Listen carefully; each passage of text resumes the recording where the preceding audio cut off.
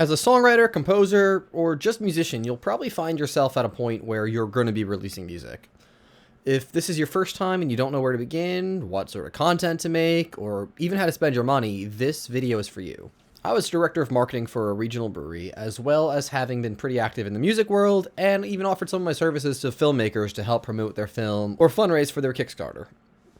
And with all that experience, I cannot stress this enough. Start marketing before you have something to market.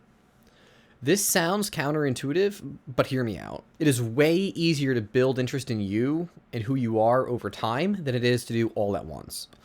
My general rule of thumb when promoting events, such as like a Sonic tasting that I do or one of my murder mystery parties, is to budget for 5 weeks minimum. Minimum. The idea is you want to hype up the release before the release. Not only does it give you time to build momentum, but it'll actually help you across various algorithms too if there is all this interest at the time of release rather than long after. It's also a big part of the reason why many artists will ask you to pre-save their work before they release. They're being effective in their time leading up to it rather than afterwards. Now, if this is your first time marketing, you should have two goals to consider: maximum reach and what we call saturation. Maximum reach is essentially just how many people know about your release. This can be anything from big billboards to social media content. If only 1% of people respond to your marketing, that 1% can translate to higher numbers by making the total number of people who have seen it higher. The more people who are aware of your existence, the higher your numbers will tend to be, even if that 1% is still just 1%. It's a larger slice of a larger pie. The other idea is market saturation. Saturation is a state that describes when no more of something can be absorbed or added. So if you were to take a sponge and you were to drop a few drops of water on it versus dumping an entire swimming pool on it, at a certain point, the sponge just stops absorbing water. If your goal is to get as much of that water into the sponge as possible, but you don't want to waste water, saturation is that exact point where water can no longer be absorbed, but water isn't rushing through the sponge, because that would basically be drowning. But what's important to note is that a sponge that is saturated with water cannot take on additional liquids like wine, milk, or gasoline. It is 100% at capacity and saturated. Now, to put this idea in music terms, you want your marketing to be the thing that they think about when they think about the new music, for example. If a listener thinks, oh, what should I listen to today on Spotify for my drive? Your album should be in their mind ready to go. Which we would call in marketing at the point of purchase or at the point of decision. Most people will not see your content and instantly switch apps to listen. Getting people to switch apps in general is a very, very hard thing. These apps are intentionally designed to be addicting and to hook you and to keep you in their ecosystem. It's how they make their money, so they don't make it easy, and it definitely is hard as an artist to get someone go from Instagram or TikTok to your Spotify or your YouTube. But with that in mind, let's talk about this: the marketing rules of sevens. So with marketing, you want your messaging to be repeated constantly to people so that they think about it when they are making their decision, and your project is the first one they think of. If people are seeing it for the first time, that's fine, but trying to get people to remember, take action, or think about you away from the ad takes repetition. In marketing terms, we call this the rule of sevens. On average, it takes a consumer seeing your ad 7 times before they are even provoked into action.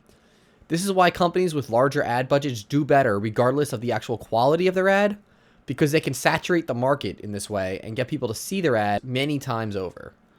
I'm sure you experienced this with an artist you may not have been interested in, where billboards, social media ads, TikTok algorithms, you just kept coming across them. Every content creator is talking about them, you keep hearing their music, and suddenly you decide, okay, I have to check this out. You will check it out just out of curiosity. It's natural. But you don't need a large budget to do this yourself. You just need a little discipline. So let's turn our eyes to social media. Someone who has 10,000 ears listening to them on social media will have a much easier time getting listeners than someone who has 10. It's just a matter of fact and scale. That's why I really encourage people to start marketing themselves long before you have anything to release. You don't need to be trying to sell anybody anything. In fact, it's one of the worst ways you can build a following. Nobody wants to feel like they're constantly being sold to. Be a person.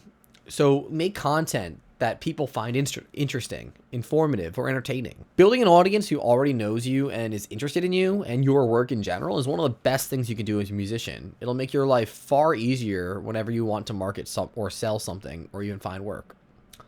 So what is your actual release strategy then? Well, if you have an album or project coming out soon, regardless of the current state of your social media, your goal should be to be in front of as many eyes as possible. The cheapest and easiest way to do that is to pump that content train.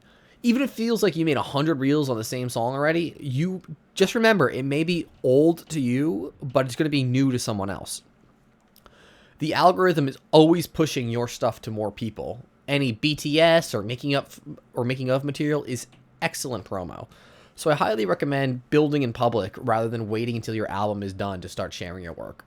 This is a great way to get people invested and along for the journey and give them a better and deeper appreciation of your work rather than just appreciating it at face value.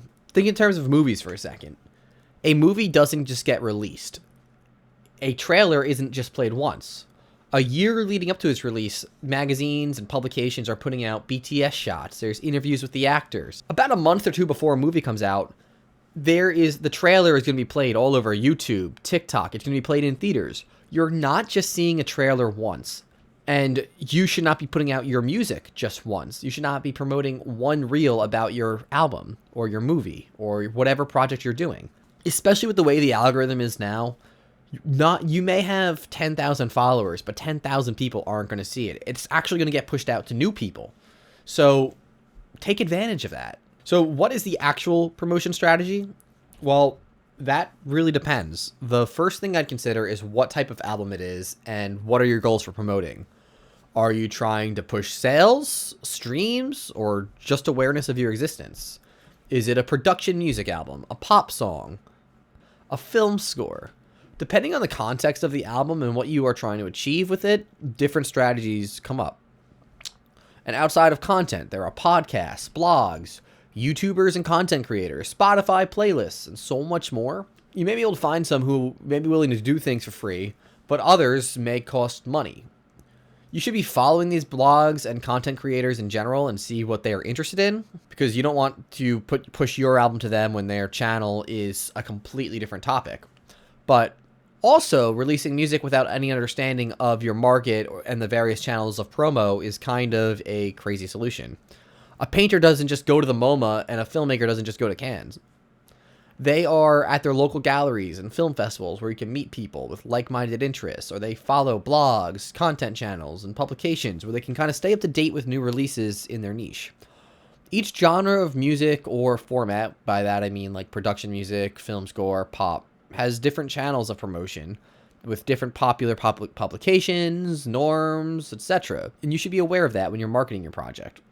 There is zero use promoting library albums to first graders, but if you wrote an album of children's music, a school assembly might be a great opportunity to perform and showcase your work.